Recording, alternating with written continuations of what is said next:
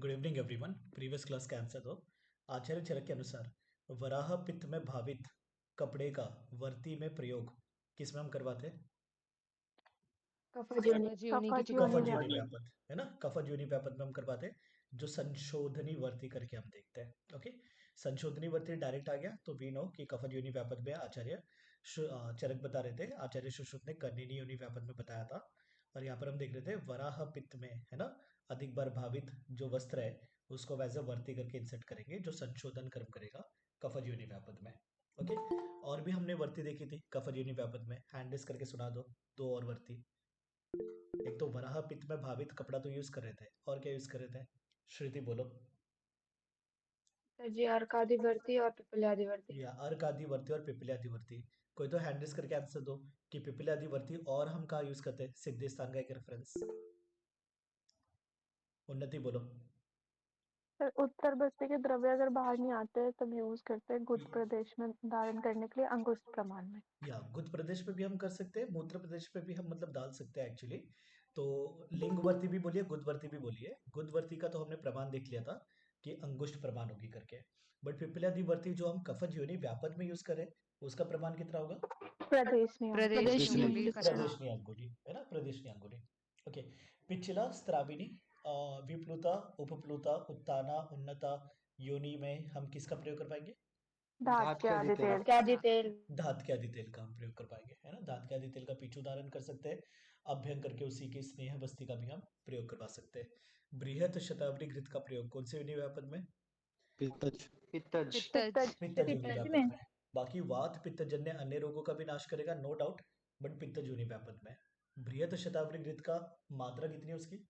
एक पानी तल। है ना, एक पानी तल मात्रा। हैंड करके आंसर दो कि वातज योनि व्यापद में उत्तर बस्ती के लिए हम कौन से द्रव्य का प्रयोग कर पाएंगे? आलोक बोलो। तिलचून, दधी, घृत, पानित और वरावसा का मधु के साथ। उत्तर बस्ती के लिए ये तो हम वरावसा के साथ सेवन करने के लिए देख रहे थे एक्चुअली, है ना। और वो भी मतलब कहाँ पर देख रहे थे? उत्तर बस्ती का बताओ मुझे। सर अम्ल द्रव्य का हाँ, तेल के साथ। या तेल और अम्ल द्रव्य का हम प्रयोग करवा रहे थे उत्तर बस्ती के लिए वातज योनि व्यापद में। कोई तो हैंड रेस करके पित्तज योनि व्यापद का बता दो। विजय बोलो। सर मधुर के साथ देंगे, मधुर द्रव्य के साथ। मधु द्रव्य के साथ क्या? क्षीर। क्षीर या मधुर द्रव्य क्षीर, इनका हम प्रयोग करवाएंगे उत्तर बस्ती के लिए पित्तज योनि व्यापद में। कफज योनि व्यापद में वीनो कटुरा सात्मक द्रव्य का प्रयोग करवाएंगे, किसके साथ? मूत्र के गोमूत्र के साथ है ना, गोमूत्र के साथ प्रयोग करवाएंगे। हैंड करके आंसर दो, पिछला विवृता काल दुष्टा और दारुण योनि में हम किसका प्रयोग करवाएंगे? कौन से तेल का हम धारण कर रहे थे योनि प्रदेश में? अंजलि बोलो। उदंबर आदि तेल। और कितने दिन में शुद्धि करा था ये? 7 दिन में 7 दिन शोधन में। हो जाएगा। 7 दिन में। पिछला विवृता कालदुष्ट और दारुणा योनि में आपने देखा था उदुम्बर उदुम्बर आदि तेल का हम पीछू धारण करेंगे, जो 7 सप्ताहात शुद्धति, 1 सप्ताह में शुद्धि करेगा, ऐसे करके हमने देखा था। ओके, बाकी वातज प्रदर की चिकित्सा में विसौ तिलचून दधि घृत फानित सुअर का वसा, इनका शौद्र के साथ प्रयोग, ये सब हमने देखा था। हमने पित्तज जो प्रदर था उसमें चूर्ण देखा था, कौन सा? है ना, पुष्यानुक चूर्ण, जहाँ पर 20 की श्वेत नील पीत श्याव अरुण, मतलब अगर रक्त की प्रवृत्ति हो रही है तो वहां पर हम पुष्यानुक चूर्ण का प्रयोग करवा रहे हैं। हैंड रेस करके आंसर दो, पुष्यानुक चूर्ण का मेजर कंटेंट क्या है और पुष्यानुक चूर्ण का अनुपान क्या है? उत्कर्ष बोलो। सर पाठा है इसका मेजर कंटेंट सर। और अनुपान क्या है? सर इसका अनुपान है सर या शौद्र और तंडुरोधक, इसका अनुपान करके हम देखते हैं। ओके, कोई तो हैंड रेस करके आंसर दो। अंबष्ट हमने 3 द्रव्य के पर्याय देखे थे भाव प्रकाश के अनुसार। उर्वशी बोलो। सर माचिका, पाठा और चांगेरी। या माचिका पाठा और चांगेरी हमने देखा था। ओके, महातिक्त घृत का प्रयोग हम किस में करवा रहे थे, कौन से अशुभ में? पित्तज में प्रयोग करवा रहे थे। नींब और गुडुचि का मध्य के साथ प्रयोग कौन से प्रदर में? कफज। कफज प्रदर में, है ना। तंडुलियक मूल कल का शौद्र और तंडुलोदक के साथ प्रयोग, ये भी हम रक्तज पित्तज रक्तपदर रफेज में पित्तज पित्तज रक्त पित्तज जो पित्तज रक्तज रक्त प्रदर कैसे होगा, पित्तज है ना। वातज पित्तज कफत सन्निपातज करके हम रक्त प्रदर देखेंगे। तो पित्तज रक्त प्रदर में हमने देखा था तंडुलियक मूल का शौद्र तंडुलोदक के साथ प्रयोग, और पित्तज में हमने देखा था पुष्यानुचूर्ण का शौद्र तंडुलोदक के साथ प्रयोग। ये सब पित्तज में ही अपने आ रहे थे। ओके, अब मेरे को ये बताओ कि जीवनीय गण के द्रव्य से सिद्ध तेल का उत्तर बस्ती हम कौन कौन से योनि व्यापक में प्रयोग करवाएंगे। हैंड रेस करके बोल के और आंसर दो। अरज हिमानी बोलो। सकर्णनी, अचरना, शुष्क योनि और प्राक्चरना। और सर्वात अरजस का अरजस का अरजस का कहाँ से आ रहा है, और जो भी मतलब कफ वातज है। ओके, कर्णिनी जी। अचरना शुष्का प्राकचरना, और जो भी मतलब अन्य जो कफ वातज मतलब योनि व्यापक हो गए, तो वहां पर हम क्या करेंगे, जीवनीय गण के जो द्रव्य है उनसे सिद्ध तेल का हम उत्तर बस्ती प्रयोग करवाएंगे। ओके, वी सौ काश्मीरी कूटज क्वाद से सिद्ध उत्तर बस्ती, वो हमने देखा था कि रक्तजा अरजस का पुत्रग्नि है ना, इनमें हम प्रयोग करवा रहे थे। ओके, ध्यान में रखना अपने को कि काश्मीरी कूटज क्वाद से सिद्ध उत्तर बस्ती का प्रयोग हम रक्तजा अरजस का और फिर मतलब जो पुत्रग्नि है उसमें हम प्रयोग करवा रहे थे। और जो कर्णिनी अचरना शुष्का प्राक चरना अन्य कफ वातज जो इन्हीं व्यापक है, वहां पर हम जीवने गण से सिद्ध तेल का उत्तर बस्ती का हम प्रयोग करवा रहे थे। ओके, बाकी गोपित्त मत्स्य पित्त इनमें 21 बार भावित शौम वस्त्र का है ना प्रयोग हम योनि प्रदेश में इंसर्ट करने के लिए करवाएंगे। किसमें, आचरण आचरण उदाहरण योनि अचरना में, अचरना में। हैंड रेस करके आंसर दो। उदावरता वातला माह योनि और स्त्रस्ता योनि में हम किसका आस्थापन और अनुवासन अनुवासन और उत्तर बस्ती के लिए प्रयोग करवाएंगे। विजय बोलो। सर त्रैवृत का। या त्रैवृत स्नेह का है ना। त्रिवृत से सिद्ध जो तिल है, त्रिवृत से सिद्ध जो तेल है उसका हम अनुवासन बस्ती के लिए और उत्तर बस्ती के लिए प्रयोग करवाएंगे, है ना। उदावरता वातला महायोनि और स्त्रस्ता योनि व्यापक में ध्यान में रखना है अपने को। ओके, हमने एक विप्लुता योनि व्यापक में एक तेल का धारण देखा था। तेल के पीछू धारण किसमें, कौन सा, ऐसे धातु बताओ। शल्लकी शल्लकी आदि। शल्लकी तेल। है ना, शल्लक आदि तेल का हमने पीछू धारण देखा था। विप्लुता विप्लुता योनि व्यापक चरक ने 20 में नहीं माना था, बट अलग से उसकी चिकित्सा बता रहे है ना, वी शुड नो। हैंडेस करके कोई तो शल्लिकी का लैटिन नेम सुना दो। श्रुति बोलो। जी बोझ वाला सराटा या बोसवेलिया सेरेटा, फैमिली क्या होगी, बर्सेरेसी बर्सरेसी बर्सेरेसी है ना, फैमिली क्या होगी, बर्सेरेसी। हैंडेस करके आंसर दो कि महायोनि में पूर्ण करने के लिए हम कौन से वसा का प्रयोग करवा रहे हैं।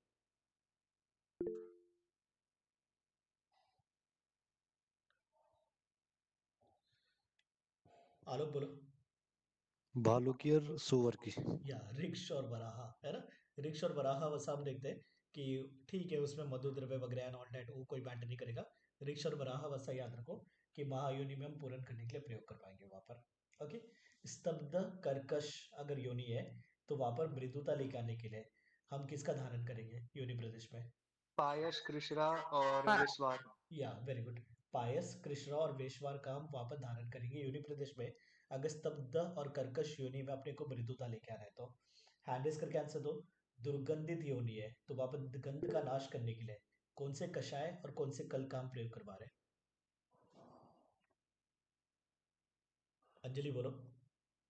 सर तुबरक कछाय और कलकम। या तुबरक कषाय और तुबरक कल का हम प्रयोग करवाते हैं।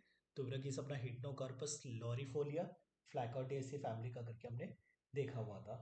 ठीक है, बाकी काशी सादीवर्ती पलासादीवर्ती ये सब हम पिछला योनि व्यापक में प्रयोग करवाएंगे। पिछला योनि में भी कैन से इंपॉर्टेंट यहाँ पर कभी ऐसे आ जाएगा ना, पिछला योनि में विशुद्धता लेके आने के लिए किसका प्रयोग करवाएंगे, तो विल से काशी सादीवर्ती का हम वहां पर प्रयोग करवा रहे हैं। ये इंपॉर्टेंट है, ध्यान में रखना है यहाँ पर। ओके, अब कोई तो मुझे हैंड रेस करके आंसर दो। श्वेत प्रदर में आम्लकी का प्रयोग बताओ मुझे कि कैसे कैसे यूज कर सकते हो।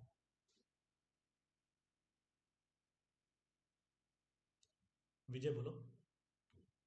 सर आम्ल की बीज का कल्क लेंगे, आम्ल की चूर्ण और आम्ल की स्वरस का यूज करवाएंगे मधु के साथ। या एक तो आम्ल की बीज कल का सीधा मधु मिलाकर जल के साथ हम सेवन करवा सकते हैं। आमल की चूर्ण का मधु के साथ प्रयोग, आमल की सोरस का मधु के साथ हम प्रयोग करवा सकते हैं। बाकी हमने रोहितक मूल कल्क भी देखा था वो भी हम श्वेत प्रदर में, पांडुर अश्वकधर इस दैट इज अपना श्वेत प्रदर, वहां पर हम यूज करवा सकते हैं।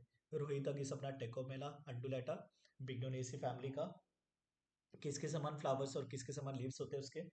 दाड़िम। दाड़िम, है ना, दाड़िम के समान फ्लावर्स, दाड़िम के समान लीव्स होते हैं। आचार्य चरक ने शुक्र दोष कितने प्रकार के बताए? 8। 8 8 प्रकार के, जिसमें आठ। से फेनिल, तनु, रुक्ष हमने ये देखा था वातस थे, विवर्ण पूति ये हमने देखा था पित्तस था, पिच्छिल करके हमने देखा था कफज, अन्य धातु सृष्टम तो वहां पर रक्त धातु हो रहा था, और एक अवसादी जहाँ पर शुक्र ग्रथित हो रहा था, तो निकलते समय मतलब वहां पर क्या हो रहा था, तो पेन हो रहा था, है ना, और मतलब दुर्बलता वगैरह आ रही थी। दैट वाज अपना अवसादी करके हमने देखा था। हैंडिस का ऐसे दे दो आंसर कि जो हमने वी वर्णता देखा था, तो वहां पर शुक्र का वर्ण क्या हो जाएगा? नीलपीत नील और पीत वर्ण। या नील वन का या पीत वन का हो जाएगा। न तद गर्भाय लभते कल्पते, किसके लिए कहा गया था? वात वात वात दूषित के लिए। है ना, या वात दूषित जो शुक्र होगा, तो वहां पर हमने देखा था कि न तद गर्भाय लभते, किसी में भी नहीं होगा, बट वातज में चरक ने कहा है, तो वातज में अपने को ध्यान में रखना है। कौन सा हमने शुक्र दोष देखा था जो वेग धारण की वजह से हो रहा था? ग्रसित अवसादी। अवसादी। अवसादी, अवसादी में शुक्र ग्रथित हो रहा था, ठीक है ना, तो ग्रथित हो रहा था तो डिफिकल्टी से निकल रहा था, बट वो ग्रथित क्यों हो रहा था? क्योंकि वायु उसको सुखा रहा था। वायु क्यों सुखा रहा था? क्योंकि वेग का धारण, है ना, कि वेग का धारण करने की वजह से वायु उसके मार्ग में अवरोध कर रहा था, उसको मतलब वीकेंड से सुखा रहा था, तो ग्रथित हो गया था, जम गया था वो, तो निकलते समय डिफिकल्टी होगी, पेन होगा, दुर्बलता वगैरह आएगा, तो डैट वाज अपना अवसादी करके हमने देखा था। श्लेष्मना बद्ध मार्गम किस में देखा था? कफज। कफज में। में, है ना, कफज में सीधी बात है कि मार्ग में अवरोध होगा, और मतलब जो अत्यंत पिछल जो शुक्र दृष्टि हम देखते हैं, कफज में ही हम देखते हैं। ओके, तो शुक्र के दोष अपने 8 हो चुके थे, उसके हमने प्रकार, लक्षण वगैरह ये सब हम देख चुके थे। शुद्ध शुक्र के लक्षण देखेंगे, शुक्र दोष की चिकित्सा देखेंगे, देन वी विल सी क्लेबे के बारे में। Okay, just a minute.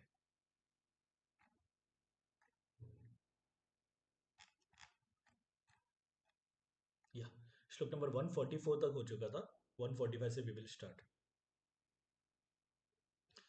तो यहाँ पर हम देख रहे हैं शुद्ध शुक्र के लक्षण। वी नो, है ना, क्रिया शरीर में हमने बचपन में बहुत बार पढ़ा है। शुक्र के सुख स्निग्ध घनम पिच्चिलम च मधुरम च अविदाही च रेता शुद्धम विजान्यात श्वेतम स्फटिक सन्निभम।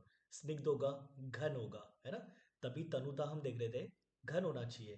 तनु मतलब अगर पतला हो गया तो कौन सा हो जाएगा? तो वात दूषित शुक्र में हम देखते हैं, है ना, शुक्र में जब वात की दृष्टि हो जाती है तब वो तनु पतला हो जाता है, अदरवाइज कैसा होना चाहिए? घन होना चाहिए। पिछिल होगा, मधुर रसात्मक होगा। ओके, अविदाही मतलब विदाह नहीं करने वाला होना चाहिए। शुक्र सौम्य होता है, तो सीधी बात है अविदाही करके हम देखते हैं। आर्तव आग्नेयम शुक्र सौम्यम, यही हम देखते हैं। और शुक्र कैसे होगा? आचार्य चरक के अनुसार श्वेत वन का स्फटिक के समान, है ना, श्वेत वन का होगा स्फटिक के समान। अब सुश्रुत भी यही बात बोलते हैं ऑलमोस्ट, सुश्रुत भी बोल रहे हैं स्फटिकाभम, बट क्या बोल रहे हैं? द्रवम। चरक ने बोला घनम, सुश्रुत ने बोला द्रवम, यहाँ पर हम याद रखेंगे, ठीक है। आचार्य चरक ने बोल दिया शुद्ध शुक्र कैसा होगा? घन होगा, थिक होगा थोड़ा, और जबकि आचार्य जो चरक ने बोल दिया घन है, आचार्य सुश्रुत ने बोला द्रव है। बाकी स्निग्ध कॉमन, मधुर कॉमन, यहाँ पर उन्होंने मधु के समान गंध भी बता दिया, आ जाएगा ना, कि शुद्ध शुक्र का गंध किसके समान होता है? लाजा गंधी, तेल गंधी, मधुगंधी, वसा गंधी, तो बोले कि मधु के समान गंध होगा, है ना। मधु रसात्मक है, तो गंध भी कैसे? मीठी गंध है, मधुगंधी है। आगे बोले शुक्रम इच्छन्ति केचित, ऐसे शुक्र होना चाहिए, बट बोलते कुछ लोगों के अनुसार जो तेल के समान और शौद्र के समान दिखने वाला जो मतलब शुक्र है, वो भी शुद्ध माना जाता है। यहाँ पर आचार्य सुश्रुत अन्य आचार्य का मत दे रहे हैं कि कुछ लोगों के अनुसार तेल के समान और शौद्र के समान दिखने वाला जो शुक्र है वो भी शुद्ध है। आचार्य सुश्रुत के अनुसार कौन सा शुद्ध है? जो स्फटिक के समान श्वेत दिखने वाला है ना। बट आचार्य सुश्रुत ने यहाँ पर अन्य मत भी लिया है कि कुछ लोगों के अनुसार तेल के समान और शौद्र के समान दिखने वाला जो शुक्र है वो भी शुद्ध है। खंडन नहीं किया, खंडन नहीं किया मतलब मान रहे, अन्य आचार्य का मत मान रहे यहाँ पर सुश्रुत, है ना। तो कभी पूछ लिया आचार्य सुश्रुत के अनुसार शुक्र का वर्ण कैसे है? स्फटिक के समान, तेल के समान, शौद्र के समान, तो तीनों लगाओगे, क्योंकि सुश्रुत संहिता में ये वर्ण आ रहे हैं। वहां पर वर्ण बताने के बाद अगर आचार्य सुश्रुत खंडन करते, बोलते कि वो गलत है, तो आप सुश्रुत के मत में नहीं लगाते। बट यहाँ पर उन्होंने खंडन नहीं किया, दूसरे का रेफरेंस देकर उसको बात को माना है, जब वो मना नहीं करेंगे तो उनका भी मत वहां पर आ जाएगा, याद रखना ये बात है ना। तो आचार्य सुश्रुत के अनुसार स्फटिक के समान तो है, तेल और शौद्र के समान भी है, जो अन्य आचार्य का मत दिया उन्होंने। आचार्य चरक ने केवल बोल दिया कि श्वेत होगा और स्फटिक के समान होगा करके, ठीक है।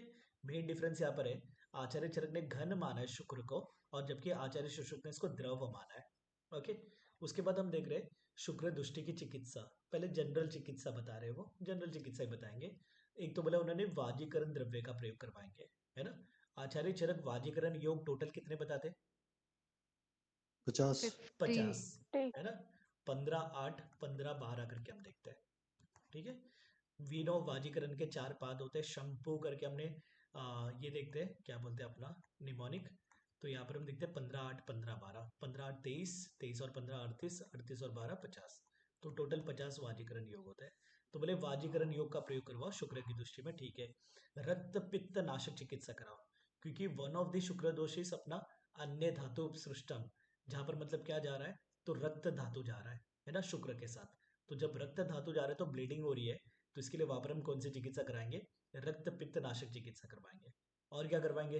तो बोले योनि व्यापत को दूर करने वाले जो भी मतलब योग थे उनका भी प्रयोग करवाओ। ओके, तो यहाँ पर अन्य योग की बात चल रही है, वाजीकरण की योग, योनि व्यापत के योग और रक्त पित्त के नाशक के जो योग है, इन सभी का हम शुक्र की दृष्टि में करवाएंगे। बोले जीवनीकृत, जीवनीकृत अपने को पता है ना, कौन सा रोग अधिकार? वातरक। वातरक। है ना। च्यवनप्राश का प्रयोग करवाएंगे, शिला जतु का प्रयोग करवाएंगे। च्यवनप्राश शिला जतु टिपिकली अपने रसायन योग है, ठीक है। उसके बाद शुक्र दोष की अभी दोष अनुसार चिकित्सा बता रहे हैं, वातज पित्तज कफज ऐसे चिकित्सा बता रहे हैं। ओके, तो यहाँ पर देखो वातज में उन्होंने बोला है कि हम क्या करेंगे, निरूह बस्ती और अनुवासन बस्ती का प्रयोग करवाएंगे, ठीक है। सिंपल है, वातज में हम बस्ती का प्रयोग करवा रहे हैं, बट दोनों बस्ती का, निरूह बस्ती और अनुवासन बस्ती का। पित्तज में उन्होंने बोल दिया अभया आमल की रसायन का हम प्रयोग करवाएंगे। तो यहाँ पर एक्चुअली चक्रपाणी बोलते हैं अभया आमल की रसायन नहीं है, ब्रह्म आमल की रसायन है। ब्रह्म आमल की रसायन मतलब प्रथम ब्रह्म रसायन और आमल की रसायन। ओके, कफ दूषित शुक्र में हम क्या करवाएंगे, मागधी दैट इज पिपली रसायन, अमृत आमल की रसायन, लोह रसायन, त्रिफला रसायन, भल्लातक रसायन, इनका हम प्रयोग करवाएंगे। तो ये क्वेश्चंस मल्टीपल टाइम्स आया हुआ है, रिसेंटली भी बना हुआ था, है ना, कि मागधी, भल्लातक रसायन, लोह रसायन, इनका प्रयोग हम शुक्र, कौन से शुक्र दृष्टि में करवाएंगे? तो बोलेंगे कफत शुक्र दृष्टि में, है ना। वी नो पिपली टिपिकली कफनाशक, त्रिफला कफ पित्त नाशक है, बट कषाय है तो मोस्टली मतलब कफनाशक में हम त्रिफला देखते हैं। भल्लातक के बारे में तो पूरा लाइन था, कफजो नासा रोगो अस्ति ना विबंधो अस्ति कश्चन, ऐसा कोई कफज रोग नहीं है, ऐसा कोई विबंध नहीं है जिसका भल्लातक नाश ना करे, है ना। रसायन चिकित्सा में हम ये सब देखते हैं एक्चुअली।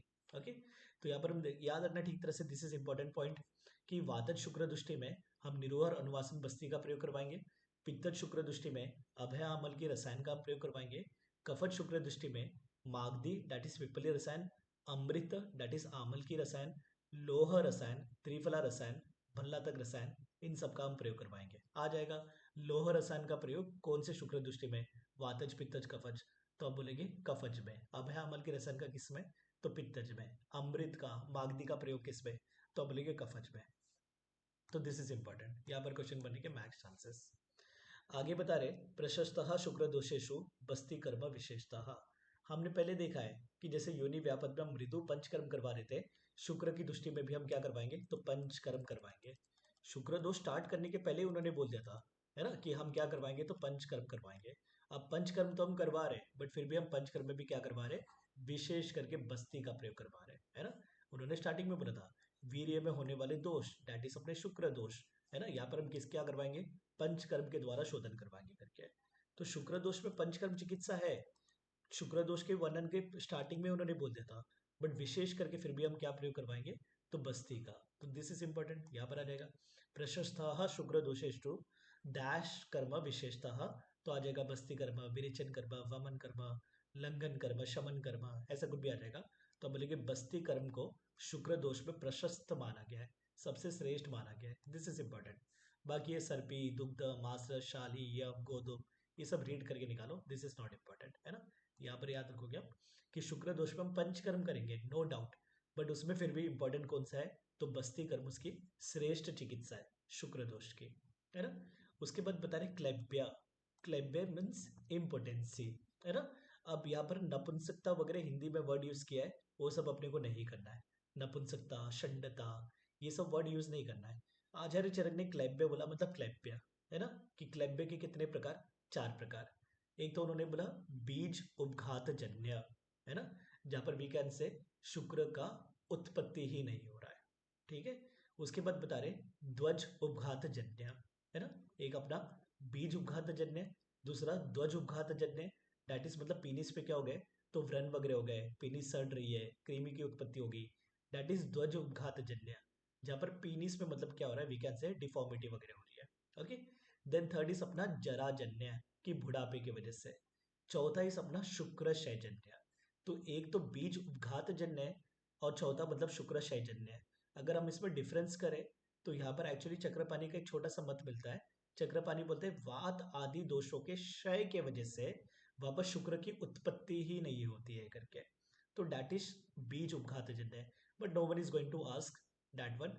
आप खाली 4 नाम याद रखो पीजी पॉइंट ऑफ व्यू, कि क्लैब्य 4 प्रकार के, बीज उपघात जन्य, ध्वज उपघात जन्य, जराजन्य और शुक्रशयजन्य, ठीक है। अब एक एक के बारे में देखेंगे, पहले उसके पहले जनरल लक्षण बता रहे। अब क्लैब्य मतलब इम्पोटेंसी, तो सीधी बात है एरेक्टाइल डिसफंक्शन होगा। एरेक्टाइल डिसफंक्शन की वजह से सेक्सुअल एक्टिविटी में वो पार्ट नहीं ले पाएगा, है ना। तो बोले संकल्प प्रवणो नित्यम प्रियाम वश्याम अपि स्त्रियाम, कि संकल्प है मैथुन का, प्रिय स्त्री वगैरह अपने वश में भी स्त्री है, बट स्टिल लिंग में शिथिलता के कारण, है ना, एरेक्शन ठीक तरह से नहीं हो रहा है, उसकी वजह से वो मैथुन में प्रवृत्त नहीं हो पा रहा है ना। तो ये तो सीधी बात है, क्लैब्य है तो लिंग में शिथिलता मिलेगी, दैट इज पेनिस में एरेक्शन वगैरह ठीक तरह से नहीं हो रहा है, ओके। आगे और क्या बता रहे हैं, श्वास अर्थः स्विन्न गात्रश्च मोग संकल्प चेष्टिता, अगर वो एरेक्शन नहीं होने के बाद भी अगर सेक्सुअल एक्टिविटी में पार्ट लेने जा रहा है तो क्या होगा, अब यहाँ पर वीकेंड से शुक्रश है, बीज उपघात है, धातु की उत्पत्ति ठीक तरह से नहीं है, तो वो जल्दी से थक जाएगा, सिंपल सी बात है ना। तो यहाँ पर हम देख रहे हैं श्वास अर्थः कि उसकी ब्रीथिंग रेट बढ़ गई है, स्विन्न गात्रश्च कि उसको स्वेटिंग हो रही है, मोग संकल्प चेष्टिता कि जिस संकल्प के साथ वो चेष्टा कर रहा था कि मतलब मैथुन में प्रवृत्त होने के लिए, वो मोग हो गए मतलब विफल हो गए, है ना। विफल मतलब सफल नहीं हुआ, कि मतलब वो मैथुन कर ही नहीं पाया। मैथुन के लिए चेष्टा तो कर रहा था वो, बट लिंग में शिथिलता की वजह से वो मैथुन कर ही नहीं पा रहा है। जितने भी एफर्ट्स लगा रहा है उसकी वजह से उसको मतलब ब्रीथिंग डिफिकल्टी हो रही है, स्वेटिंग वगैरह हो रही है। मोग मतलब विफल होना, सफल नहीं हो पाएगा। संकल्प था कि मैथुन में प्रवृत्ति करना, उसके लिए जो भी चेष्टा कर रहा था तो वो ठीक तरह से कर ही नहीं पा रहा था, है ना। यहाँ पर सेक्सुअल एक्टिविटी में वो ठीक तरह से पार्ट नहीं ले पा रहा था। तो दिस इज इंपॉर्टेंट, याद रखो, बहुत ही प्रैक्टिकल वीकेंड थिंग है ना, ऐसे पेशेंट्स वगैरह बहुत अपने को इजीली मिल जाते हैं।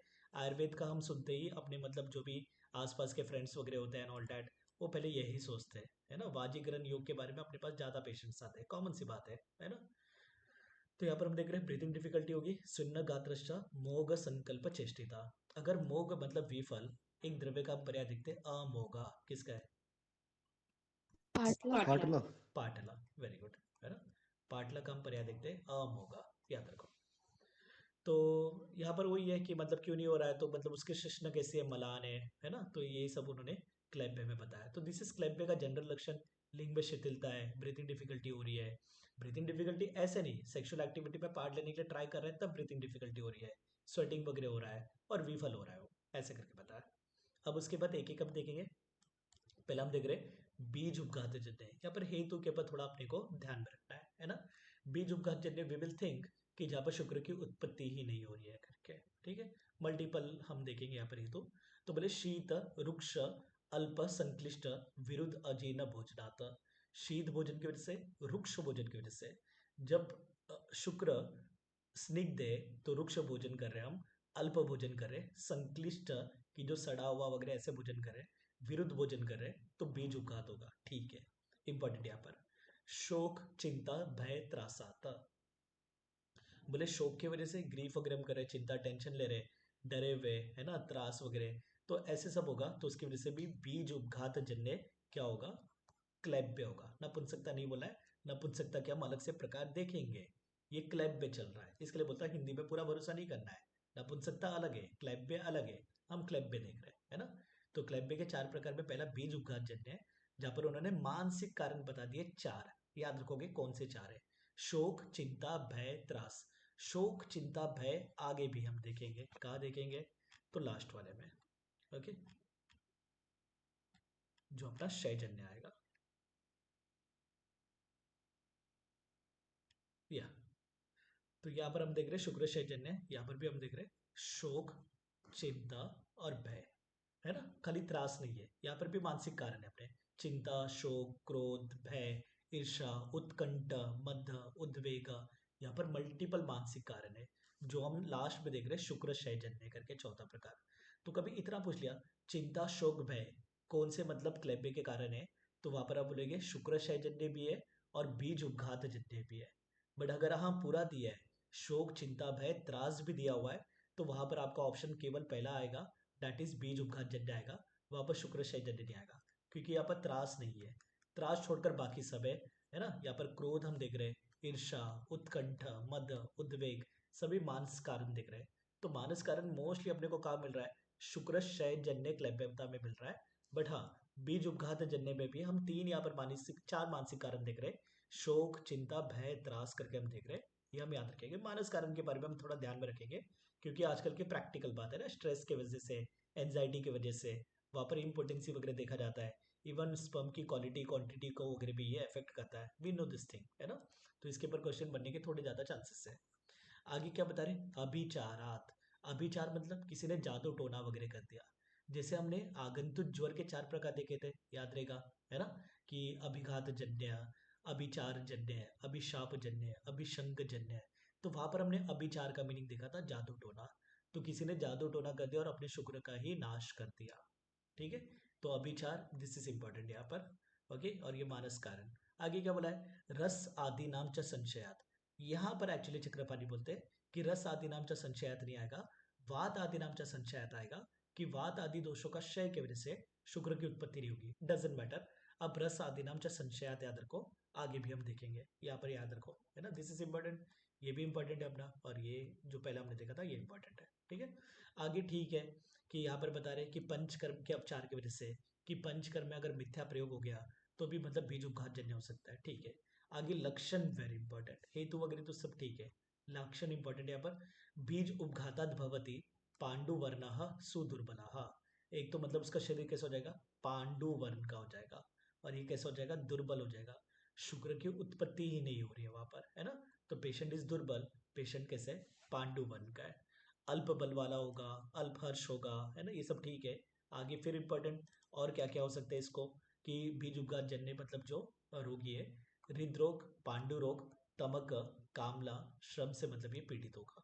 तो ये रट्टा मार हो गया कि हृद, पांडु रोग, तमक, कामला, श्रम पीड़ित, ये बीज उपघात जन्य जो क्लैब्य का रोगी है उसको बोला है।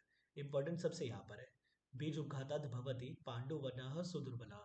ये अब डैश करके आ जाएगा, डैश पांडुवर्णः सुदुर्बलः। तो आप बोलेंगे बीज उपघात जन्य क्लैब्य का जो रोगी होगा उसके शरीर में पांडुता आ जाएगी, पेल पड़ जाएगा, और वो कैसा होगा? तो दुर्बल होगा करके। उसके बाद हम देख रहे हैं ध्वज उपघात जन्य क्लैब्य। अब ध्वज उपघात जन्य क्लैब्य में सिंपल याद रखना है कि यहाँ पर पेनिस में डिफॉर्मिटी वगैरह हो रही है ना। तो लक्षण वगैरह तो सब वही आएंगे, पहले हम हेतु भी देख रहे हैं। क्या हेतु बताया?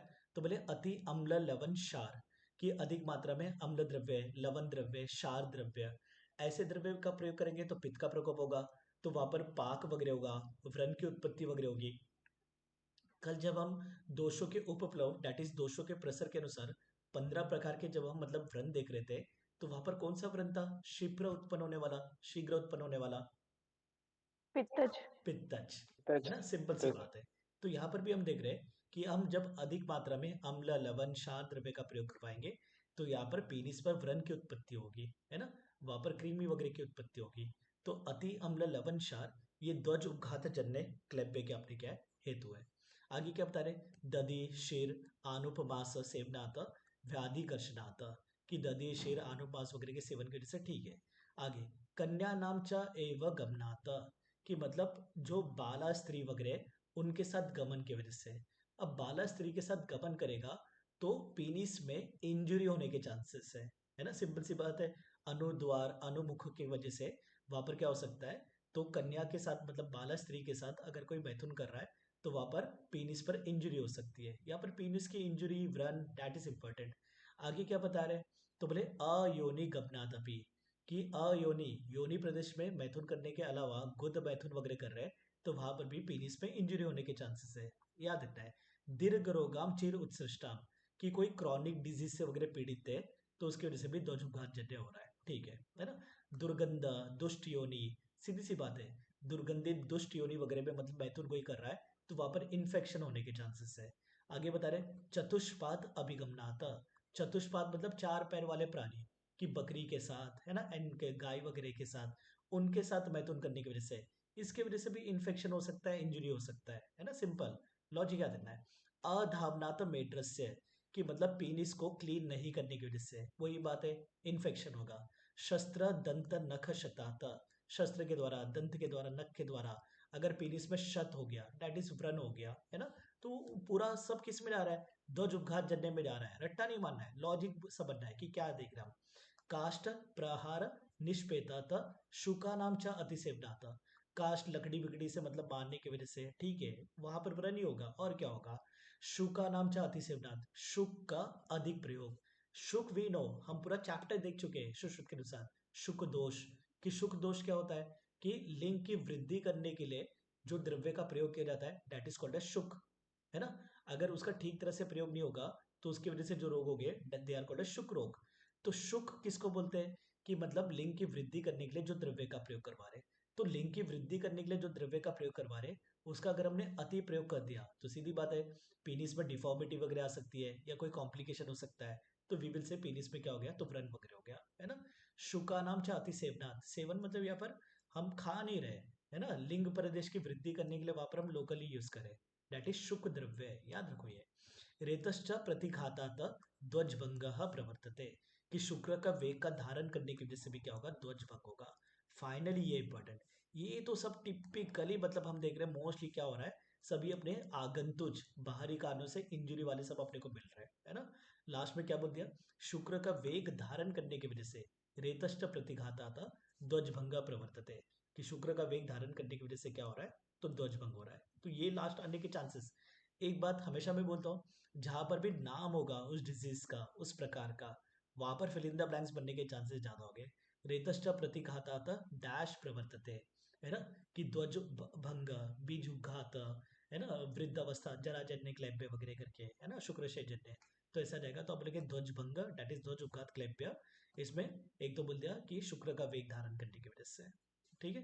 मोस्टली हम देख रहे हैं यहाँ पर अननेचुरल सेक्सुअल ऑफेंसेस जो है वो मोस्टली उन्होंने यहाँ पर बताया, कि अयोनि गमन, चतुष्पाद गमन, है ना, ये सब वगैरह ये अननेचुरल सेक्सुअल ऑफेंसेस वगैरह में आ जाते हैं। ओके, जो हम देखते हैं किसमें, आईपीसी 377, है ना। आजकल बीएनएस चलता है, पहले आईपीसी चलता था, तो आईपीसी 377 में अननेचुरल सेक्सुअल ऑफेंसेस के बारे में सब बताया हुआ है। अब इसके लक्षण, लक्षण में वो याद रखना है कि भाई पीनिस की डिफॉर्मिटी है, पीनिस के पर लक्षण दिखेंगे, है ना। जो हम बीज उपघात देखते हैं और फिर मतलब हम जो जराजन्य शुक्रशय जन्य देखते हैं वहां पर पीनिस के बारे में हम कुछ नहीं देखते, बाकी सब लक्षण देखते हैं। यहाँ पर हम पीनिस के ऊपर देख रहे हैं कि मेड्रा में क्या हो गया, पीनिस में क्या हो गया, शोथ, वेदना, राग, ये सब मिल रहा है, ठीक है। स्फोटाश्च तीव्र जायते लिंग पाको भवती अपी, है ना, कि पीनिस पे स्फोट ब्लिस्टर्स वगैरह हो गए और वहां पर पीनिस का क्या होगा, पाक होगा। तभी हमने तो देखा था अति मात्रा में अम्ल लवण द्रव्य का प्रयोग, क्योंकि यहाँ पर ध्वज भंग दैट इज पीनिस में क्या हो रहा है, तो पाक वगैरह हो रहा है, स्फोट की उत्पत्ति हो रही है। फिर क्या बता रहे, मास वृद्धि भवेत चास्य व्रणाः क्षिप्रम भवन्ति अपि, कि वहां पर शीघ्र ही व्रण की उत्पत्ति होगी। कल हमने क्षिप्र व्रण देखा था कि किसकी वजह से होता है, तो पित्त की वजह से होता है करके, और यहाँ पर हम हेतु भी देख रहे हैं कि अति मात्रा में अम्ल लवण ऐसे सब हो रहा है। मेड्रा प्रदेश पर मतलब मांस की वृद्धि भी होगी, मेड्रा प्रदेश पे और हो रहा है, सिंपल सी बात है, सभी मतलब ध्वज उपघात जन्य क्लैप्य पे जाएगा। लॉजिक याद रखना है, रट्टा नहीं मानना है, जो इंपॉर्टेंट लक्षण बोलूंगा वहां पर रट्टा मानना है। एक तो चलो ये याद रखो कि व्रण, बट वी शुड नो ध्वज उपघात मतलब पीनिस पर जो भी मतलब अपने को लक्षण दिखने वाले, तो व्रण हो गया तो ध्वज उपघात भी जाएगा, जराजन्य, शुक्रशय जन्य या फिर बीज उपघात जन्य वहां कहीं नहीं जा रहा, है ना। सबसे इंपॉर्टेंट लक्षण यहाँ पर पुलाक उदक संकाशा स्त्राव श्याव अरुण प्रभा, पुलाक उदक के समान वहां पर श्वेत श्याव वन के, अरुण वन के ऐसे स्त्राव वगैरह हो गए, है ना। तो दिस इज इंपॉर्टेंट कि पुलाक उदक के समान मतलब यहाँ पर स्त्राव हो गए। और कैसे स्त्राव हो सकते हैं? तो बोले रक्त वन के, कृष्ण वन के, नील वन के, आविल मतलब मैला सा, लोहित मतलब रक्त वन के। तो स्त्राव कब हो गए? जब व्रण होगा। सिंपल सी बात है। बाकी कहीं पर व्रण वगैरह कुछ नहीं हो रहा था। शुक्राशय जन्य में, जरा जन्य में, बीज उपघात जन्य में कोई व्रण नहीं हो रहा है, कोई पेनिस की डिफॉर्मिटी वगैरह नहीं हो रही, कुछ नहीं हो रहा है। तो जो भी मतलब स्त्राव वगैरह आ गया सब वही आएंगे। बट ये लाइन दे सकते गलती से कि रक्त कृष्ण स्त्रवेत नीलम आविल लोहितम, किस में से स्त्राव मिल रहा है? तो वी नो ध्वज उपघात। बट यहाँ पर पूछ लेंगे कि ध्वज उपघात जन्य जो व्रण होगा मेढ्र पर, उसमें किसके समान स्त्राव निकलेंगे? पुलाक उदक के समान, किंशुक उदक के समान, है ना, सिंघानक के समान, ऐसा वगैरह आ जाएगा। तो बोलेंगे पुलाक उदक के समान स्त्राव आएगा। तो दिस इज वेरी इंपॉर्टेंट, है ना। आगे ठीक है कि अग्नि के मतलब जैसे दहन वगैरह होता है वैसे तीव्र दाह वगैरह होगा। बस्ती, वृषण, सेवनी वगैरह वंशन प्रदेश में मतलब क्या होगा? तो वेदना वगैरह हो रही है ना, मतलब पीनिस में से मतलब पिच्छिल, पांडु स्त्राव वगैरह हो रहा है। तो सब वही सब बातें रीड कर लेना, कुछ नहीं, है ना। आगे हम देख रहे हैं विशेर्यते मनिष्ठास्य मेड्रम मुष्काओ तापिवा, है ना, कि जो मनी दैट इज ग्लांस पेनिस, मेड्र penis, shaft of penis we can say, मुष्क, स्क्रोटम, ये सभी क्या करेंगे? तो फटेंगे वहां पर। क्यों? क्योंकि पाक हो रहा है, व्रण हो रहा है, तो फट रहे वहां पर। कि मनी, मेड्र, मुष्क, इन सब में विशीर्यते, शीरन, क्यों फट रहे करके। कुछ लोग बोलते हैं कि मतलब जो ध्वज उपघात जन्य जो क्लेब है दैट इज ध्वज भंगे, ये 5 प्रकार के होते हैं। कुछ लोग, चरक कुछ लोगों का मत दे रहे, बट खंडन नहीं कर रहे, है ना। तो चरक के अनुसार भी अगर कहीं पूछ लिया कि आचार्य चरक के अनुसार ध्वज भंग कितने प्रकार के, तो बोलेंगे 5 प्रकार के। केचित मतलब कुछ लोग, बट कुछ लोगों का मत देकर खंडन नहीं किया मतलब चरक का भी मत है ना, ये बात ध्यान में रखना है। तो ध्वज भंग के कितने प्रकार? 5 प्रकार। दिस इज इंपॉर्टेंट, है ना। कौन से 5 प्रकार? तो यहाँ पर चक्रपाणी बता रहे, वातज, पित्तज, कफज, रक्तज और सन्निपातज। ओके, तो ऐसे भी पूछ लिया कौन से क्लेब्बे के 5 प्रकार होते हैं, तो विल से ध्वज उपघात जन्य जो क्लेब्बे है उनके 5 प्रकार है, वातज, पित्तज, कफज, रक्तज और सन्निपातज। ध्वज उपघात जन्य क्लेब्बे में क्या हो रहा है? व्रण हो रहा है। और क्या हो रहा है? तो क्रीमी की उत्पत्ति भी हो रही है ना। क्रीमी की उत्पत्ति भी यहीं पर अपने को देखी जाएगी ध्वज उपघात जन्य क्लेब्बे में, है ना। और अपने को याद रखना है स्त्राव भी कैसे हो रहा है, तो पुलाक उदक के समान यहाँ पर अपने को स्त्राव मिल रहा है। This all are very important, ये हम अच्छी तरह से करेंगे यहाँ पर, है ना। यहाँ पर हम देख रहे हैं जायंते क्रिमेश्च अपि क्लिद्यते पूतिगंधीच, कि जो शीघ्र व्रण वगैरह हो रहा है, पाक वगैरह हो रहा है, वहाँ पर क्रीमी की उत्पत्ति होगी, क्लेद होगा, पूती गंध वगैरह होगा। तो क्रीमी की उत्पत्ति is very important, but we should know. बाकी जराजन्य, शुक्राशयजन्य, बीज उपघात जन्य कोई डिफॉर्मिटी नहीं है, कोई व्रण नहीं है, तो क्रीमी भी वही नहीं है। क्रीमी भी कहाँ पर आएगा? तो ध्वज उपघात जन्य में ही आएगा। व्रण भी यहीं पर है, स्त्राव भी यहीं पर है, जो भी कट रहे फट रहे सब यहीं पर है ना। और ये 5 प्रकार के होते हैं अपने ध्वज उपघात जन्य क्लेब्य, है ना। तो दिस इज इंपॉर्टेंट, यहाँ पर क्वेश्चन बनेगा। उसके बाद हम देख रहे हैं जराजन्य क्लेब्य, नपुंसकता बिल्कुल नहीं, क्लेब्य, है ना। तो बोले क्लेब्यम जरा संभवम प्रवक्ष्यामि अतः तत शृणु जगन्य मध्य प्रवरम वह त्रिविधम उच्यते। वी नो कि वह कितने होते हैं? 3 प्रकार के होते हैं, बाल्यावस्था, है ना, मध्यम अवस्था और मतलब वृद्ध अवस्था। आचार्य चरक के अनुसार बाल्यावस्था कितने वय तक, कितने एज तक? 16 16 वर्ष। सोच समझ कर आंसर दो। 16 चरक के अनुसार 30 से 60। 30, 30 से 60 किधर? 30 साल तक, है ना। चरक के अनुसार बाल्यावस्था 30 साल तक है। जब हम देखते हैं अपरिपक्व धातु बाल, विवर्तमान धातु बाल, चरक 30, सुश्रुत वाग्भट वो 16 तक बताते हैं, है ना। 1 2 16 वाला अगर हम देखते हैं, शिरप, शिरन्नाथ, अन्नाथ छोड़ो, चरक के अनुसार 30 भी नो। चलो यहाँ पर हम देख रहे हैं वह 3 प्रकार के, जगन्य, मध्य, प्रवर, और सीधी बात है जो प्रवर डेट इज वृद्ध अवस्था है वहां पर क्या हो जाएगा? तो शुक्र का क्षय हो जाएगा, जिसकी वजह से क्लेब्य वगैरह आ रहा है। ओके, शुक्र क्षय जन्य क्लेब्य है, वो तो अलग से हम देखेंगे। यहाँ पर हम देख रहे हैं जरा जन्य क्लेब्य, जरा में भी क्या हो रहा है? तो शुक्र का क्षय हो रहा है, जिसकी वजह से क्या हो रहा है? तो क्लेब्यता आ रहा है। और क्या बता रहे हैं यहाँ पर? रस आदि नाम च संशयात च तथैव अवृश्य सेवनात्, रस आदि धातुओं का क्षय हो गया है और अवृश्य, है ना, कि मतलब वृश्य द्रव्य का सेवन नहीं करने से। सीधी बात है, वृश्य द्रव्य का जब शुक्र वगैरह का क्षय हो रहा है तो वहां पर अगर आप वृश्य द्रव्य का सेवन करोगे तो शुक्र का क्षय मतलब खत्म होगा, है ना। तो यहाँ पर बता रहे हैं रस आदि धातु का क्षय हुआ है, और अगर आप मतलब वृश्य द्रव्य का प्रयोग नहीं करवा रहे हो तो जराजन्य अपने को क्लेब्य हो सकता है करके। रस आदि नाम च संशयात, और किसका ही तो देख लिया था हमने? बीजोपघातनीय। बीज उपघात जन्य, है ना। बीज उपघात जन्य में भी हमने देखा था रस आदि नाम चा संशयात, और हम वृद्ध अवस्था दैट इज जराजन्य क्लेबे में भी हम देख रहे हैं रस आदि नाम चा संशयात। याद रखो कि दोनों जगह पर आ गए।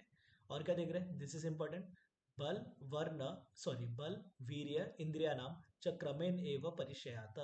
बुढ़ापे में क्या होगा, क्रम से बल का, वीर्य का और इंद्रिय का क्या होगा, क्षय होगा, है ना। कि अपने जो भी बल है, वीर्य, इंद्रिय मतलब अपने सुनने की शक्ति, देखने की शक्ति वगैरह, इन सब का क्या हो रहा है, क्रम से क्षय हो रहा है। तो दिस इज इंपॉर्टेंट आ जाएगा। बल वीर्य इंद्रिया नाम च क्रमेण एव परिचयात किसका लक्षण है, तो बोले कि जराजन्य क्लैप्य का लक्षण है। एक्चुअली बुढ़ापे में कॉमन सी बात होती है। या फिर आ जाएगा जरा अवस्था में क्षय का क्रम लगाओ करके, तो वहां पर अलग अलग ऑप्शन दे देंगे, बल इंद्रिय वीर्य, वीर्य बल इंद्रिय ऐसे वगैरह दे देंगे।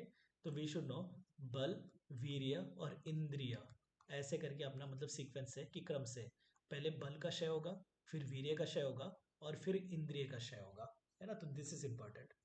शारंदर बताएंगे कौन कौन से 10-10 साल में किस किस का क्षय होता है, वो तो है इंपॉर्टेंट, उसके ऊपर क्वेश्चन बनता ही है। यहाँ पर चरक का मत याद रखो कि बुढ़ापे में क्या होगा, क्रम से बल वीर्य और इंद्रिय का क्या हो रहा है, तो क्षय हो रहा है करके।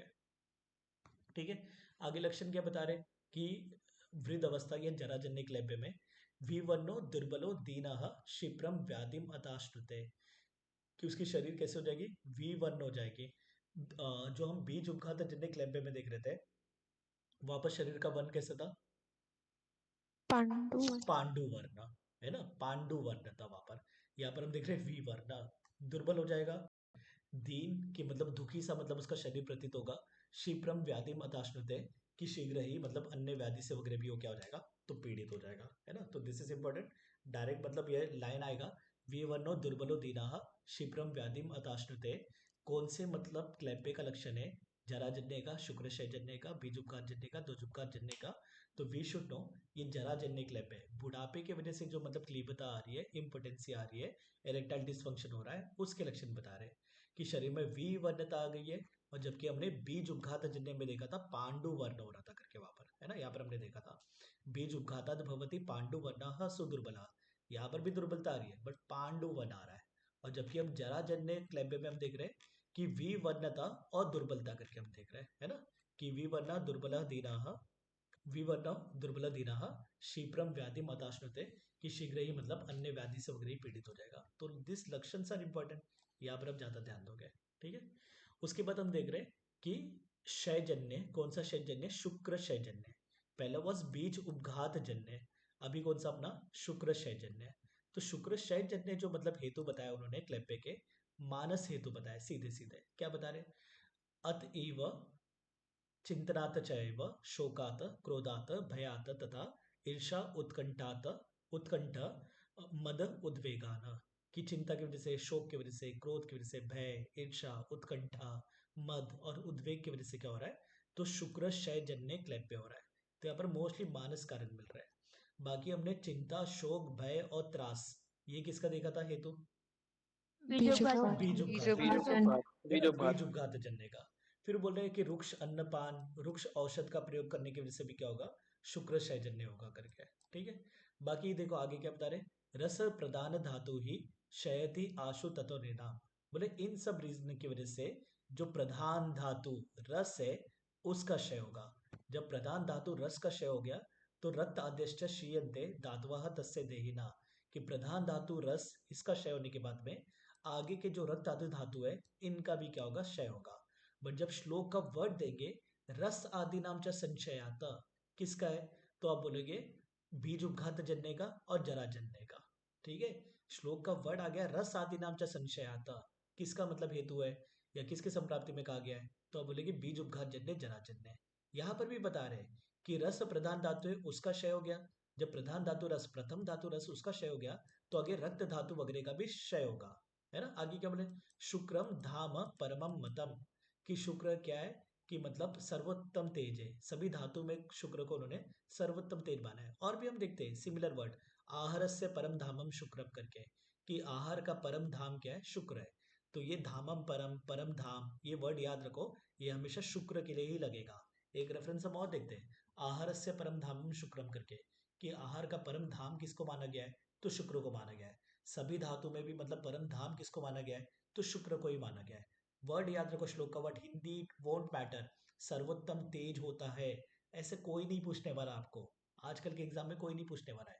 श्लोक का वर्ड में आएगा परम धामम, आहार से परम धामम, ये सब किसके लिए कहा गया है, तो आप बोलेंगे शुक्र के लिए कहा गया है।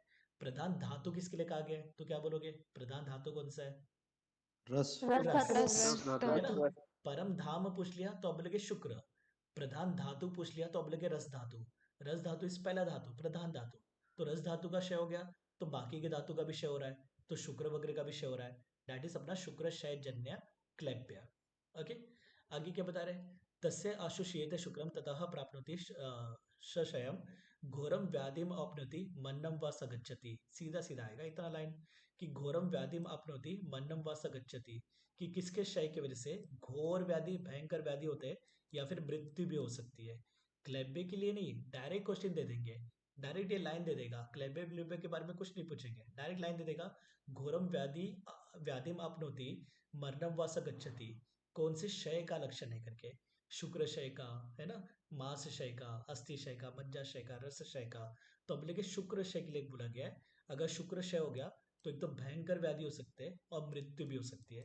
दिस इज इंपॉर्टेंट रेफरेंस, है ना। यहाँ ऐसे क्वेश्चन बनते पीछे में कि जहाँ पर मतलब डायरेक्ट लाइन दे देंगे और बोलेंगे पहचानो किसके लिए कहा गया है करके, तो ये शुक्र क्षय के लिए कहा गया है। शुक्र क्षय जन्य क्लैब पर चल रहा है, बट ये शुक्र क्षय के लिए डायरेक्ट है कि घोर व्याधि हो गए और मतलब मृत्यु भी हो सकती है करके, है ना। तो दिस इज इंपॉर्टेंट, अच्छी तरह से याद रखना है जो जो इंपॉर्टेंट बोल रहा हूँ, बाकी रीड करके निकालना है। मानस कारण यहाँ पर हम देख रहे हैं चिंता, शोक, क्रोध, भय, ईर्षा, उत्कंठा, मद, उद्वेग, ये किस में आ गए, शुक्र क्षय में। बट खाली इतना बोला है शोक, चिंता, भय, क्रोध, शोक, चिंता, भय, त्रास, तो हम बोलेंगे बीज उपघात जन्य में करके। ओके, उसके बाद हम देख रहे हैं क्लेब्बे की साध्य साध्यता, तो बोले जो ध्वज भंग जन्य और जो क्षय जन्य, क्षय जन्य मतलब शुक्र क्षय जन्य, ये दोनों कैसे हो गए, असाध्य हो गए, याद रखो, वेरी इंपॉर्टेंट, है ना। साध्य साध्यता, पूर्व रूप, ये सब छोटे छोटे वर्ड्स के होते हैं, कम होते हैं, और इनके ऊपर डायरेक्ट क्वेश्चंस बनने के चांसेस बहुत ज्यादा होते हैं, है ना। तो जो ध्वज, चार प्रकार हमने देखे थे, बीज उपघात, ध्वज उपघात, जराजन्य, क्षयजन्य, तो दो तो डायरेक्ट असाध्य है, कौन से, ध्वज भंग जन्य और शुक्र क्षयजन्य, ये कैसे असाध्य क्लैप्य है। फिर क्या बता रहे, मूत्र इंद्रिय के कट जाने से और अंडकोश को निकाल देने से, सीधी बात है, स्ट्रक्चरल डिफॉर्मिटी हो रही है तो क्लैब्य तो सीधी बात है असाध्य हो जाएगा।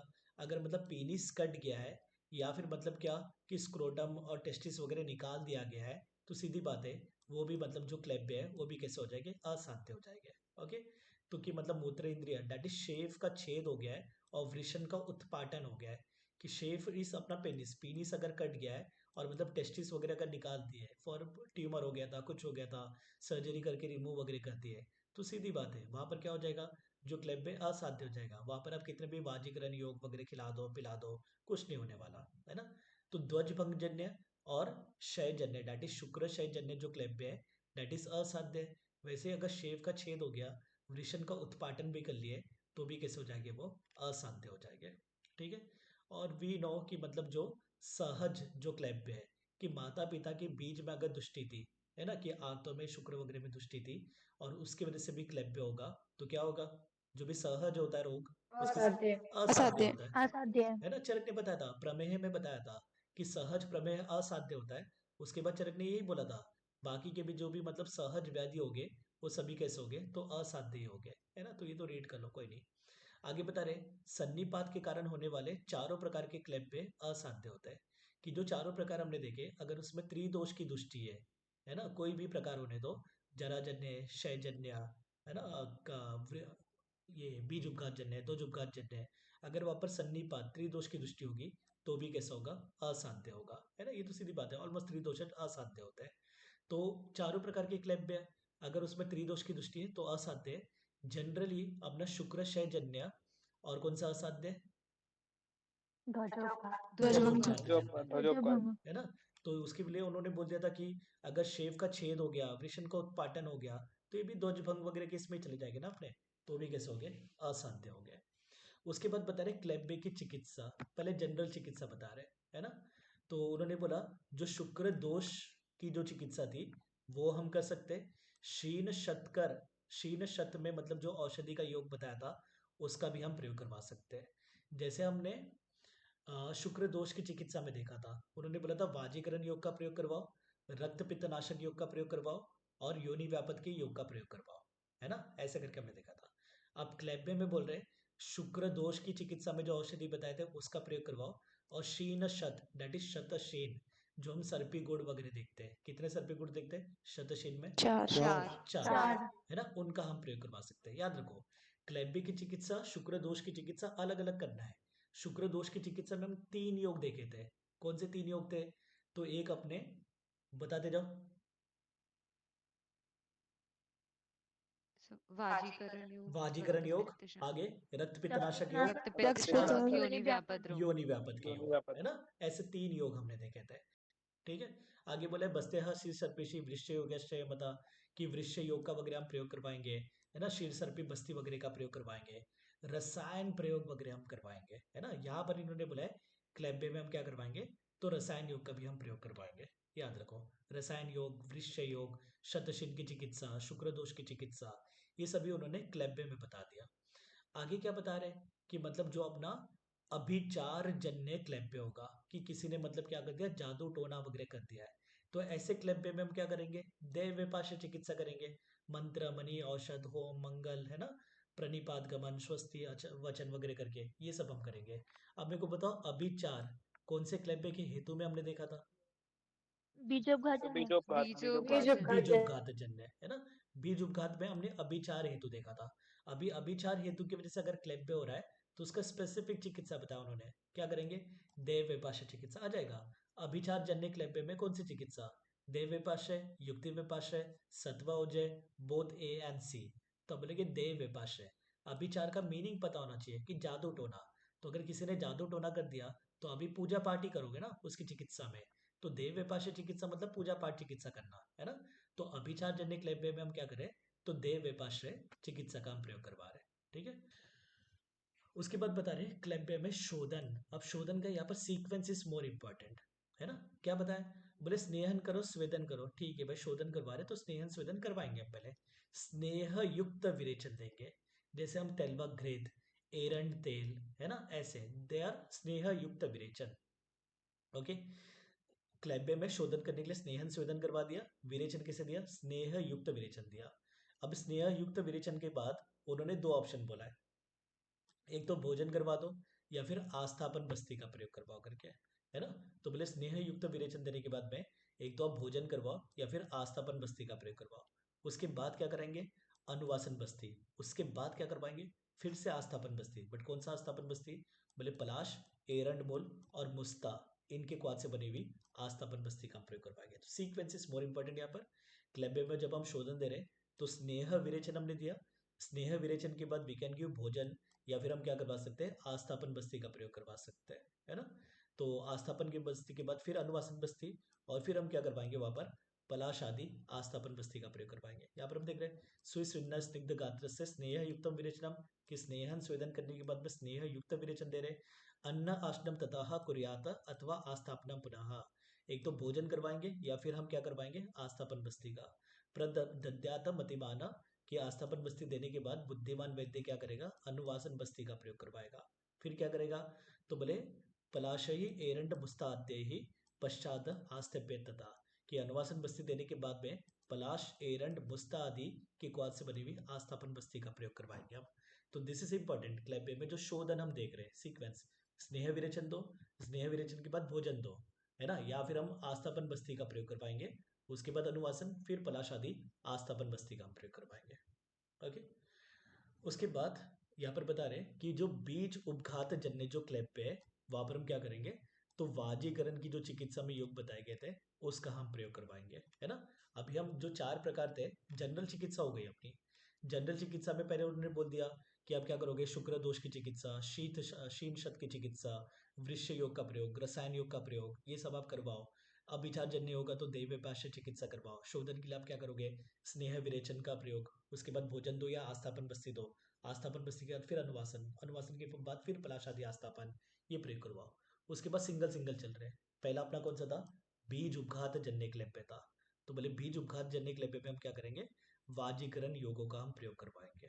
ठीक है, उसके बाद हम देख रहे हैं ध्वज उपघात, दैट इज अपना सेकंड, ध्वज भंग जन्य क्लैप्य। अब यहाँ पर क्या हो रहा था, यहाँ पर पाक हो रहा था, है ना, यहाँ पर व्रण की उत्पत्ति हो रही थी, यहाँ पर कृमि हो रहा था और स्त्राव वगैरह हो रहा था। अब पाक नहीं होने के लिए कल हमने देखा था कि जो हम षष्ठी उपक्रम देख रहे थे कि पाक नहीं होने के लिए किसका प्रयोग हम करवाते, रक्त मोक्षण। रक्त मोक्षण। मोक्षण, रक्त मोक्षण। है ना, रक्त मोक्षण। तो देखो यहाँ पर भी हम क्या करवा रहे, रक्त मोक्षण, है ना। तो बोले प्रदेह परिषेक, अब देखो ये बोलने की जरूरत नहीं है, शुक्रक्षय जन्य में, जरा जन्य में, बीज उपघात जन्य में प्रदेह परिषेक का कोई लॉजिक होगा क्या, कि पेनिस पे मतलब हम लेप लगाएंगे शेक वगैरह करेंगे, कोई लॉजिक होगा क्या, नहीं होगा। वहां पर हम इंटरनल मेडिसिन वगैरह दे रहे हैं, यहाँ पर अपना स्ट्रक्चरल डिफॉर्मिटी वगैरह थी, है ना, वी कैन से पेनिस में व्रण हो रहा था, पाक हो रहा था, तो प्रदेह परिषेक वगैरह कहाँ पर करवाएंगे, ध्वज उपघात जन्य में करवाएंगे। अपने को खाली लॉजिक याद रखना है कि हम क्या पढ़ रहे हैं, बहुत सारी चिकित्सा उसके अंडर ही बैठ जाती है, रट्टा मारने की जरूरत ही नहीं पड़ती है। और हम क्या करवाएंगे, रक्त मोक्षण करवाएंगे, है ना। तो याद रखना यहाँ पर कि रक्त मोक्षण चिकित्सा हम ध्वज उपघात जन्य क्लैप्य में करवा रहे हैं। ओके, बोले स्नेहपानम च कुर्वित सस्नेहम च विरेचनम, कि स्नेहपान करेंगे, सस्नेह विरेचन करवाएंगे। जनरल चिकित्सा में तो हमने देखा था स्नेह विरेचन दो, भोजन दो, या फिर आस्थापन बस्ती दो, फिर अनुवासन बस्ती दो, फिर पलाशादी आस्थापन बस्ती दो। अभी हम सिंगल सिंगल देख रहे हैं। तो ध्वज भंग जन्य नपुंसकता या क्लैप्य में भी कैसे स्नेह विरेचन, क्यों, पित्त है वहां पर, पाक हो रहा है, तो रक्त मोक्षण करवाया और विरेचन करवाया हमने, क्या, स्नेह विरेचन करवाया। फिर क्या बता रहे, अनुवासम ततः कुर्याद अथवा आस्थापनम पुनः, स्नेह विरेचन देने के बाद हम आस्थापन या फिर अनुवासन बस्ती के समान, अनुवासन बस्ती का प्रयोग करवा सकते हैं। आगे व्रण के समान हम चिकित्सा करेंगे, क्यों, क्योंकि व्रण हो रहा है वहां पर, ध्वज उपघात जन्य में व्रण हो रहा था, 200, है ना, तो इसके लिए यहाँ पर व्रण के समान चिकित्सा करें तो आ जाएगा। कौन से क्लैप्य में व्रण के समान चिकित्सा, तो जहां पर व्रण हो रहा है वहां पर, व्रण कहाँ पर हो रहा था, ध्वज उपघात जन्य क्लैप्य में हो रहा था, सिंपल सी बात है ना। उसके बाद हम एक साथ देख रहे हैं जराजन्य और शुक्रशयजन्य क्लैप्य की चिकित्सा। बोले स्नेह स्वेद उपपन्न से सस्नेहम शोधनम हितम, कि स्नेहन स्वेदन करने के बाद में सस्नेह शोधन करवाएंगे, है ना। सस्नेह विरेचन कौन से क्लैप्य में, खाली इतना बोला है तो क्या बोलोगे, सस्नेह विरेचन ध्वज भंग। ध्वज ध्वज भंग भंग। जन्य, और सस्नेह शोधन वर्ड आ गया तो वहां पर आप बोलोगे जराजन्य और जो शुक्रशयजन्य जो क्लैप्य है उसमें हम करवा रहे क्या, तो सस्नेह शोधन वर्ड याद रखना है। सस्नेह विरेचन ध्वज उपघात जन्य में, सस्नेह शोधन जराजन्य शुक्रशयजन्य में, है ना। और क्या बता रहे, रसायन औषधि का प्रयोग, ये भी किसमें, तो अपने लास्ट वाले दो, है ना, वृद्ध अवस्था और क्षयजन्य में, और चिकित्सा बता रहे क्या करवाएंगे, शीर सर्पी का प्रयोग, वृक्ष योग का प्रयोग, यापन बस्ती का प्रयोग, रसायन प्रयोग वगैरह हम करवाएंगे। ओके, देखो वृद्ध अवस्था है, तो वृद्ध अवस्था है तो सीधी बात है वहां पर भी क्या होगा, शुक्र का क्षय होगा, है ना। और जो मतलब क्षयजन्य है तो वहां पर तो शुक्र क्षयजन्य ही है, तो यहाँ पर हमने को क्या करना है, ब्रीहन वगैरह करना है। तो यहाँ पर उन्होंने बोला रसायन योगों का प्रयोग करवाओ, वृक्ष योगों का प्रयोग करवाओ, दूध और सर्पी, शीर सर्पी का वगैरह का प्रयोग करवाओ, और यापन बस्ती का प्रयोग करवाओ। कौन से आवरण में हमने यापन बस्ती का प्रयोग देखा था, प्राणामृत समान प्राणावृत समान और पित्तावृत वात। वेरी गुड, है ना। एक तो पित्त आवृत वात में हमने देखा था, और प्राण अवृत समान में हमने देखा था कि हम यापन बस्ती का प्रयोग करवा रहे थे। और यहाँ पर हम लास्ट के दो की चिकित्सा एक साथ देख रहे हैं ना, यहाँ से यहाँ तक, कौन सा, तो जराजन्य और क्षयजन्य। तो जराजन्य और क्षयजन्य क्लैप्य में एक तो सस्नेह शोधन दे रहे, और जो ध्वज उपघात था सस्नेह विरेचन दे रहे थे। और क्या करवा रहे यहाँ पर, तो बोले शीर सर्पी, वृक्ष योग, रसायन योग, यापन बस्ती, इनका भी हम प्रयोग करवाएंगे किसमें, जराजन्य और शुक्रशयजन्य क्लैप्य में हम प्रयोग करवाएंगे। ओके, यहाँ पर वी विल स्टॉप, जो प्रदर वगैरह की बात है हम कल देखेंगे। कोई डाउट यू कैन आस्क।